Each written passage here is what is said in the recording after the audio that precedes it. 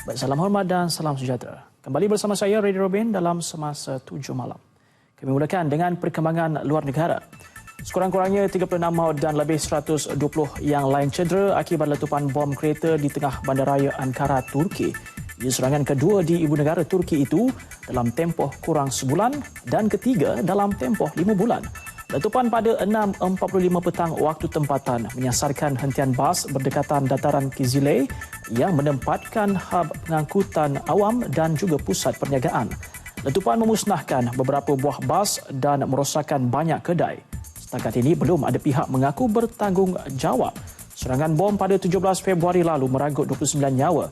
Kumpulan yang menggelar diri mereka sebagai Kurdistan Freedom Falcons mengaku bertanggungjawab.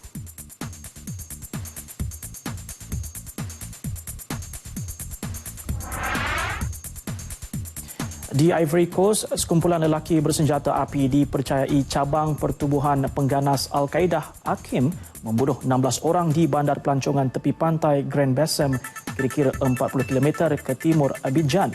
Mangsa yang maut termasuk 4 warga Eropah dan 2 anggota tentera khas. Penyerang dikatakan menyerbu 3 buah hotel pada waktu tengah hari dan melepaskan tembakan rambang. Ketika itu, kebanyakan mangsa berada di restoran dan kolam renang hotel. Menurut Presiden Alassane Ouattara, 6 penyerang berjaya dibunuh dalam pertempuran dengan tentera. Di Bangkok, Thailand pula, 8 orang terbunuh dan 7 yang lain cedera akibat kebocoran gas kimia beracun. Kejadian berlaku lewat malam tadi di ruangan bawah tanah Siam Commercial Bank SCB yang merupakan salah sebuah bank terbesar di Thailand. Menurut jurucakap bank, pekerja kontraktor yang sedang dalam proses menambah baik sistem pemadam api secara tidak sengaja telah mematikan sistem itu. Ia menyebabkan kebocoran gas kimia beracun hidrogen aerosol yang mengurangkan jumlah oksigen. Mereka yang terbunuh, pekerja kontraktor dan seorang pengawal keselamatan. Kebocoran gas bagaimanapun tidak melibatkan keseluruhan bangunan. Bank dibuka seperti biasa hari ini. Malaysia akan bekerjasama dengan 10 negara anggota ASEAN bagi menyelesaikan tuntutan bertindih Kepulauan Spratly antara China dengan beberapa buah negara lain. Ia bagi menjamin keamanan di Laut China Selatan kekal terpelihara. Tegas Menteri Pertahanan Datuk Seri Syamudin Tun Hussein, jika benar China membangunkan aset ketenteraan di pulau itu, beliau mahukan keberanian ASEAN menghadapinya secara kolektif dan berdasarkan fakta bukan emosi. Malaysia juga tidak berminat untuk terlibat dengan operasi ketenteraan China di Kepulauan Spratly kerana ia umpam berjerat geopolitik yang akan menambahkan konflik sekaligus merugikan negara.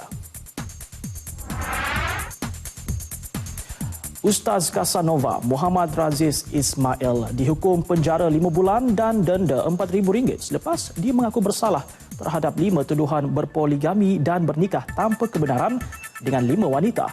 Hukuman dijatuhkan Hakim Mahkamah Rendah Syariah Muhammad Saifullah Hamzah. Muhammad Raziz sebelum ini dihukum penjara setahun dan 6 sebatan oleh Mahkamah Tinggi Syariah selepas didapati bersalah melakukan persetubuhan luar nikah dengan seorang wanita hingga melahirkan seorang anak pada 6 Disember 2012. Polis Melaka telah mengenal pasti lori yang menggesel lebih 15 kereta di lebuh Sungai Udang Paya Rumput Air Keruh berhadapan Stadium Hang Jebat malam tadi. Ketua Polis Melaka, Datuk Ramli Din berkata, polis telah mengesan nombor pendaftaran lori berkenaan dan akan mengambil tindakan dalam masa terdekat. Setakat ini, polis belum menerima sebarang laporan daripada pemandu lori terbabit. Dalam insiden itu, kereta terlibat diparkir 3 lapis menyebabkan laluan menjadi sempit. Sebelum kejadian, polis tidak membenarkan pemilik kereta meletakkan kenderaan di laluan utama. Namun mereka masih berdegil dan sanggup mengambil risiko. Baik, saudara, sekian Semasa 7 Malam. Untuk laporan penuh, saksikan Nasional 8 kurang sejam dari sekarang. Saya, Radio Robin. Salam hormat.